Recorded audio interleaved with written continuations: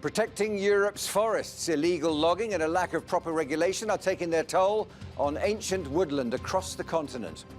And the not-so-humble avocado, why the latest superfood is putting itself out of business. I'm Andrew Wilson. This is Insight.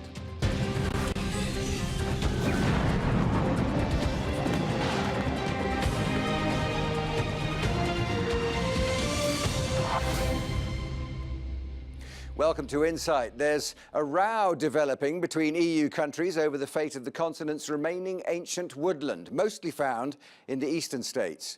In Poland, plans to log nearly 10,000 acres of Europe's last primeval forest have been met with widespread protest by local people and environmental activists. But the government there says letting go of the forest is the best option for the environment and for the trees themselves. Campaigners are calling it fake news to protect the logging companies. Juliana Olejniczak has our report. The ancient Białowieża forest in Poland. Another natural woodlands that is under the threat of deforestation. Trees in this UNESCO World Heritage Site are being cut down in large numbers by contractors from the Polish government.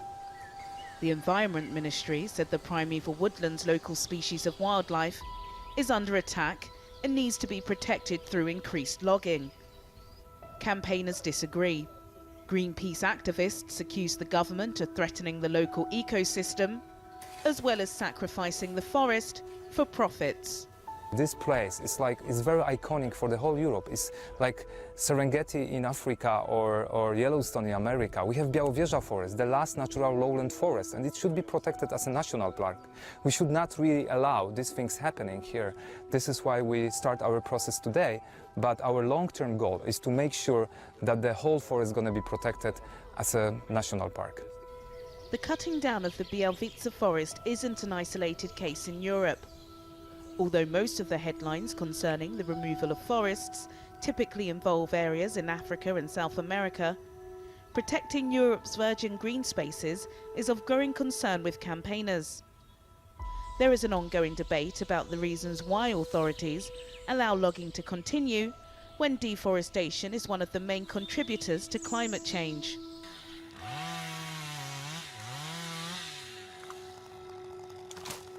More than 7,000 hectares of this pine forest in Bulgaria has perished due to bark beetle attacks.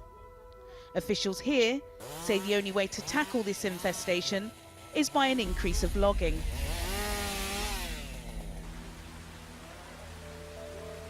Here in Romania, Greenpeace volunteers are taking the matter of saving these forests into their own hands.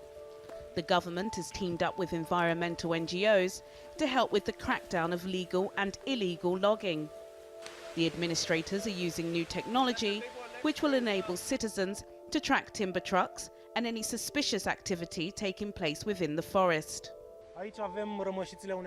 Here we see the remains of non-responsible forest exploitation. Mostly we are talking about illegal logging, but what we are not talking about is how legal logging works. When companies go to the forest to carry out legal logging, doing it with no responsibility and causing damage, it is as serious as when an individual does it on his own without authorization. It's clear from the work being done here that some governments have a vested interest in keeping their forests free from interference. Green spaces can enhance a country's appeal as a destination for wilderness hikers and wildlife enthusiasts. Campaigners, however, are hoping that more can be done. In total, forests cover 38% of the EU's land area and, environmentally speaking, provide numerous ecosystem services, which includes regulating the local climate. As it stands, there is no specific reference to forests within current EU treaties, so member states do not have a common forestry policy. Therefore, protecting forests remains primarily a national matter. Juliana Olejniczak, reporting for Insight. Well, to discuss that further, I'm joined by Paul de Silva, who's the senior nature campaigner from the environmental organisation Friends of the Earth. Paul, thanks very much indeed for coming in. First of all, I read a report from the Madrid Conference of Ministers, State of Europe 2015, that said forest area actually in Europe is on the increase. It has increased since 1990, but it's declined hugely up to that point. And also it's about the quality of the forest you're putting in. A lot of this is plantation as well, so single species. You need, for forests to thrive, you need mixed types of forests with different types of trees, different types of habitat. So it's about quality, not just quantity. Most of us thought that we were heading to an era where there would be ancient forests that would be protected and there'd be monoculture forests grown on a cycle so that we could harvest them for timber and so forth, and that there was a working model going on there. But it seems the eastern states might be upsetting that balance. That working model has broadly been fine. You do need to protect your truly ancient forests, and you can't just replace them. You know, once they're gone, they're gone. Plantations do have a role, but you need to manage that really, really carefully. Yeah, Eastern Europe is an interesting one. We've worked with communities in Czech Republic as well, and we're trying to help in Poland, the case study you've been talking about, which where there's bad governance, there are some crazy policies, you know, and who believe that humans just can do what they like with regard to the environment, and you know, that's stewardship and that's responsible. That's clearly not the case. And there is corruption involved in this. And as your film says, you know, there's no overarching policy across the whole of Europe and the European Union in particular. It's largely down to individual nation states. So why is that? Because one would have thought that with all the campaigns that have gone into all the work to create these protocols, which started way back in '92 in Rio de Janeiro, that looking at fisheries and looking at toxic waste and looking at all the other big kind of champion environmental campaigns, why wasn't forestry in there fighting for its spot to become something that was the responsibility or the mandate of the group of nations? Well, it's in the mix, but it's lost in many ways. There are lots of initiatives around forests, but it's too fragmented. Really, it does need. If you take forests seriously, you need to look at that global view. You need a continental view across Europe, and then you need strong, good governance in each country. And even in, you know, the UK, we're losing our ancient woodland hand over fist, and the government's very slow in the UK to do anything about that. So it's hard to then turn around to Poland or Czech Republic and wrap them over the knuckles for being weak too, but it needs to be challenged everywhere.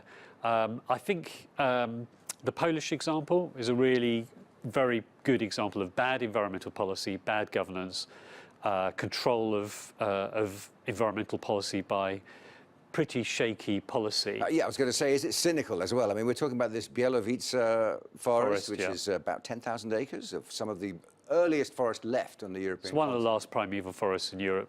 The Polish government is saying that it's a good idea to cut it down. It's good news for the environment. It lets the forest regenerate. Yeah, that's a misreading of every protocol I've heard. It's a pretty bonkers environmental policy to say the best thing to do to protect forests is to cut them down, which is what that's essentially saying. And it's using an excuse. They're using the idea of this so-called infestation of bark beetle. Now, that's exactly with the situation we've challenged in the Czech Republic. So in the Šumava National Park, which is on the border of Czech Republic with Germany, in the past few years, we've been helping our colleagues in the Czech Republic to fight off the proposal from the Czech government and from the national park authorities, would you believe it, to basically clear fell the national park of ancient peat forests, which are home to lynx and capercaillie and very important species, because they just thought national parks should be there for people to ski and live in log cabins, and anything to do with the ancient forest was old-fashioned. We finally won that battle, but the authorities were claiming that because the trees were infested with bark beetle, that was a reason to cut them down. So they were trying to use a pseudo-environmental argument to justify business as usual approach to destroying the environment, and that's the same argument that's being used in Poland. It's like the old greenwashing of the 80s, really, is it? When sophisticated and advanced economies then, like the United States and Canada and the UK, had all sorts of advocates coming from the logging industry coming up with reasons why it was a good idea to clear cut in forests and so on and so forth. This is like a more clumsy version coming in from the east side. It's clumsy. Some of it's down to national politics. I mean, I think the administration in Poland is one of the more backward-looking administrations in the European Union. They're pretty backward on climate and coal as well. So, you know, they need pressure on from European governments and bilateral pressure. It's a shame that they've got a bad example across the pond with the US administration at the moment as well. But I think we'll have, we're working hard with others to try and change that. But in the meantime, it is down to pressure on the ground. And your film in Poland with our colleagues from Greenpeace doing protests there mirrors the situation with the Šumava National Park in Czech Republic, where Friends of the Earth, Czech Republic and others were working and having to protect the trees, lock onto the trees, massive civil disobedience and protest. And that battle has been won. I can't predict how it will go in Poland, but as I say, it's down to bad governance, bad policy, and a fair dollop of corruption as well. Into the bargain.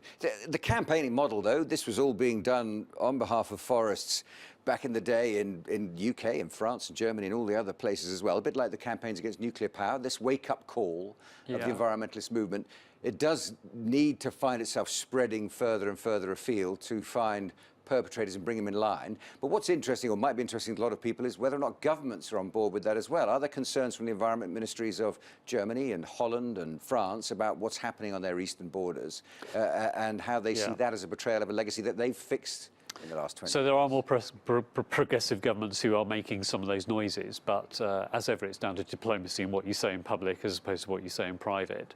At the moment, your kind of programs, our kind of work tries to raise the profile of this and show that it's not the way forward. But it's a tough battle, But we do have a problem if we want to protect our natural environment, and in so doing protect ourselves, because forests are fantastically rich, diverse natural environments, and in being so, they hold back floodwater, they help regulate temperature, they help in the kind of climate battle.